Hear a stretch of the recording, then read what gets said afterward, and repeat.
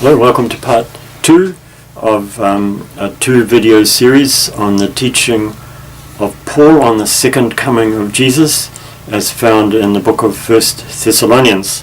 And in this lesson we'll look at chapter 5 verse 3 down to verse 11 of 1 Thessalonians. So chapter 5 verse 3 of 1 Thessalonians. Hoten legosin irene kai asphaleia tote eiphneidios autois ephistatai olethros husper heodin te engastri echuse kai ume ekfugosin. So when they say peace and security, which is probably a slogan of the Imperial Roman propaganda machine, as Weimar points out in his commentary, then eiphneidios, suddenly to them ephistatai will happen, will come, olethros, destruction, hosper, as the birth pains of engastri ekuse. So this is feminine, the woman understood in stomach having, in other words, a pregnant woman. Kai ume ek fugosin. This again is an emphatic double negative. Ume ek fugosin. They will not escape. Hemeste adelphoi uk este in scote hina he hemera humas hos kleptes katalabe. But you, brothers again, not are in darkness. You are not in darkness. Hina, so that, or we'll probably just translate that the day you as a thief will take, so that the day will come upon you like a thief. Verse 5, Pantes gar humes huioi photos este kai huioi hemeras uk esmin nuktos ude skotos. Okay, a more standard word order would be Pantes gar humes huioi photos kai huioi hemeras este. So the este is kind of put in the middle between the two things. So this order chosen by Paul is a little more stylish. We should also say that pantes, being put first, is emphatic. All. Because all of you are sons of the light and sons of the day. So note hemera here in a different sense. In verse 2, it meant the day of the Lord. Here it goes with phos, light, and so it's symbolizing good and not evil. Now this sons of the light and sons of the day, this is a Hebrew idiom, meaning that's where you belong. If you are a son of the light, that means that you belong to the light. That's what characterizes you. The simple nuktos and skotos mean the same thing. All four of these words are genitive singular, despite the different endings.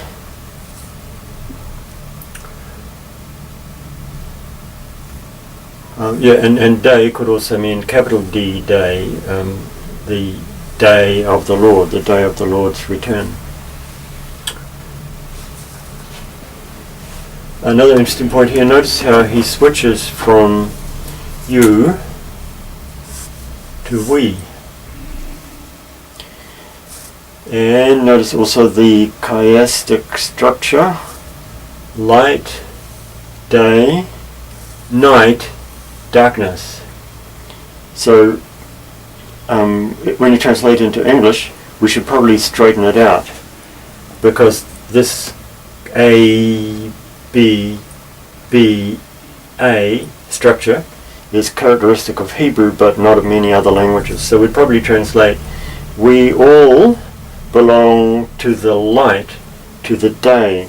We don't belong to the darkness or the night. That sounds a little more logical in English.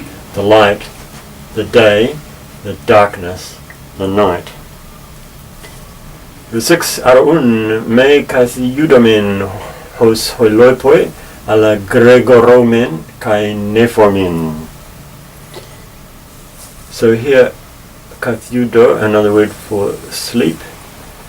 Well, first to translate, so Araun, so therefore, me kathiudomen, let us not sleep like the rest, like the others. He uses this one again. But let us be watchful and sober.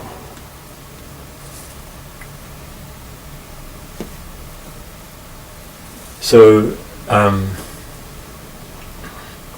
so I just mentioned Gregoromen, so that means to be watchful, and from this we get the word Gregory, the name Gregory. Gregoro, to watch, be watchful, be alert. Be ready. Okay, so let's go on to verse 6. Oh, the verse 6 you've done that, so yeah, on to verse 7. Hoigar kathiudontes nukdos kathiudosin kai hoi methus komenoi nukdos methusin. For the sleeping ones, at night they sleep, and the drunk ones, at night they are drunk. So nukdos here is a genitive, here indicating time, and it comes before the verb in each case. Methusan, from this we get methylated spirits. Hemes de hemerasontes nephomen in dusamenoi thurakapisteos kai agapes kai perikephalian elpides soterias. But we of the day are nephomen, let us be sober, putting on the breastplate of faith and love and the helmet, the hope of salvation. Interesting here, notice the similarity between these two words, hemes and hemeras. I think Paul is deliberately taking advantage of the similar structure of these words. Look at all the letters they share to indicate how apt and appropriate it is that we belong to the day. So again, the word day could mean day of the Lord, or it could mean day as in the sense of light, not darkness, with its spiritual significance. But then Paul mentions immediately the obligation: be sober, be clear-headed. Putting on the thuraka, we have thorax of insects, the chest part of the insect, and that's the base form of this word, thorax. And perikephalian, peri means around, and kephalai means head. So there's something that goes around your head. This is the word for helmet. And here Paul probably has in mind Isaiah 59 verse 17, which talks about the breastplate and the helmet. 9. Hoti uk etheto hemas hotheos es orgen, ala es peripoesin soterias die tu kuriu hemon Jesu Christum. Because not, he has put us, God, so he's the subject, because God has not put us or destined us. Here it's taking the sense of destined us.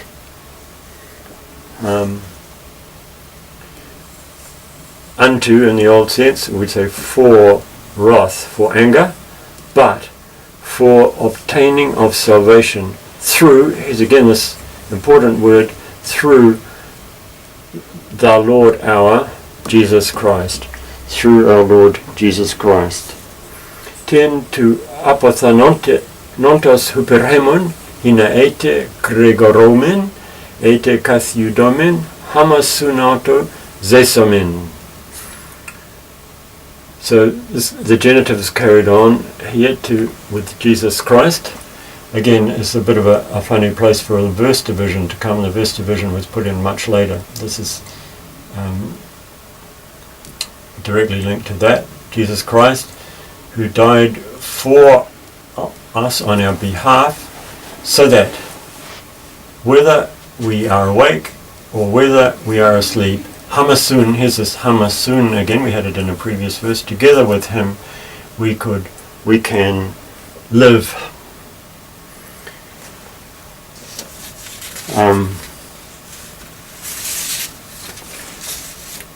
So here, this is a key verse to me.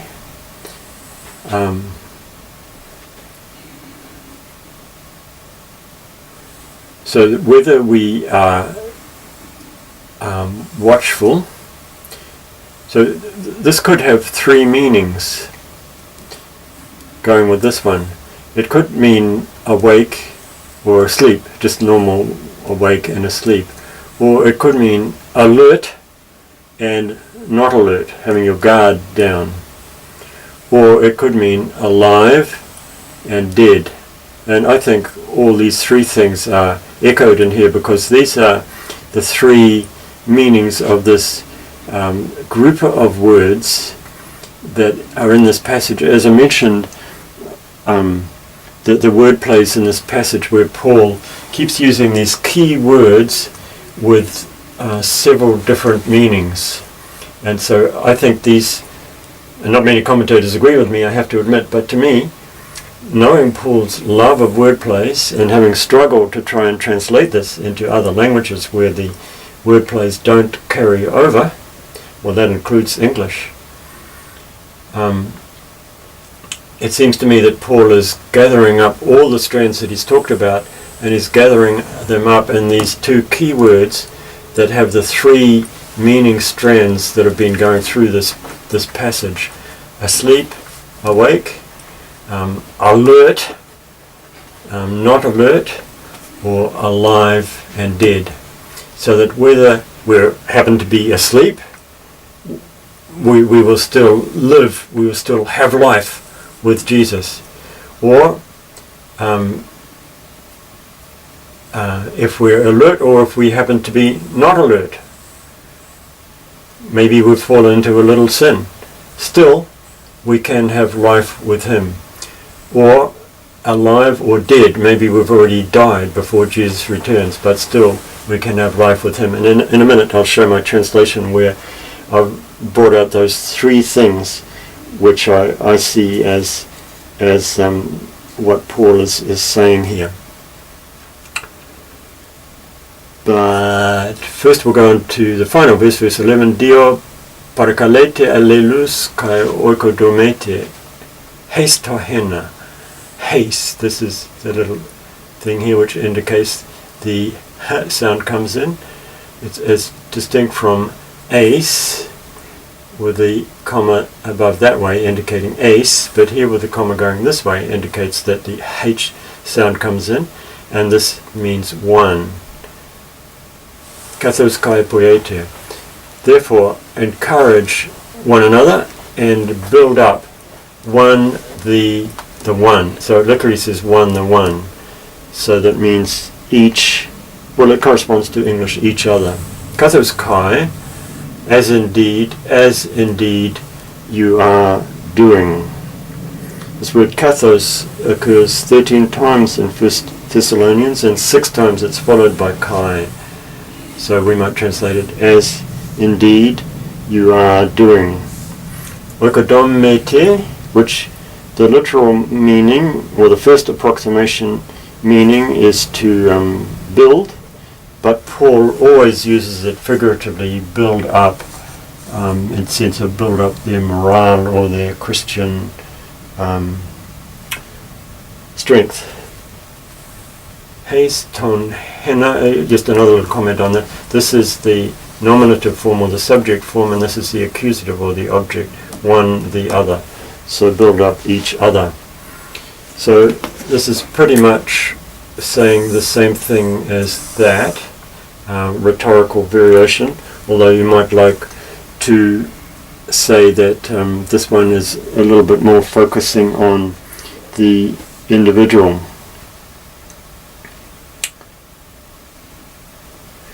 So yes, just to summarize, the word sleep was a common euphemism for death, and it's used with this meaning in chapter 4 verse 13 and 14. Then in chapter 5 verse 6 it was used to mean not be watchful, in other words fall into sin.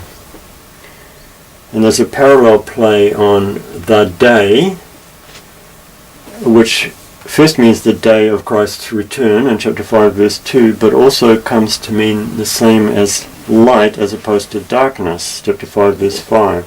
And then finally, as I said in verse 10 here, we have a summary. He died for us so that whether we are awake or asleep, we may have life together with him. So, yeah, to me that's perhaps one of the most important things here about this is if we happen to be in temporary sin at the instant of Christ's return, we aren't lost. Just the same as if we happen to be dead, if we've already died, we aren't lost. So now I'll just show my attempted translation of this whole passage where I try to bring out some of these points. Okay, so here's my attempted translation of 1 Thessalonians 4:13 to 5:11, this passage where Paul talks about the second coming, and I won't read it, I'll just draw attention to a few points. Notice that I've used capital letters for some of these key words. Capital letters weren't available to the scribes at the time because everything was capital letters. Small letters weren't invented until about the 8th century. But we can use them in English to bring out the special significance of some of these words. So for example, all of you belong to the light, capital L light, so not just ordinary light, but the special light, the light of God, meaning God's goodness and God's righteousness, and to the day, so the special meaning of day, not just meaning time when the sun is shining, but meaning God's special day, and as opposed to the darkness and the wrong of night. And where do we have it up here? Yeah, this is my rendering here, swept up, that I talked about. They will then be swept up into the clouds. This is talking about the, otherwise what's known as the rapture. This is where the word for rapture comes from. Swept up into the clouds. And then the final point, I've made all these things, I've put in the three possible translations, all of them one after the other, to show what I believe is Paul's summary, where he gathers up all of his teaching in that wordplay, where he uses the words which have the three meanings. The first word can mean awake, can mean alive, or it can mean ready, and the second word can mean asleep, can mean dead, or it can mean not ready. So here we have it. Paul doesn't give any teaching about when, but his main object is to give us encouragement and comfort to know that we are not going to miss out. No Christians are going to miss out. If you happen to be asleep in bed at the time, you won't miss out. If you happen to be dead, you won't miss out. If you happen to be not ready, you won't miss out. And so this is the assurance that Paul gives in this passage of his extended teaching about the second coming of our Lord Jesus Christ.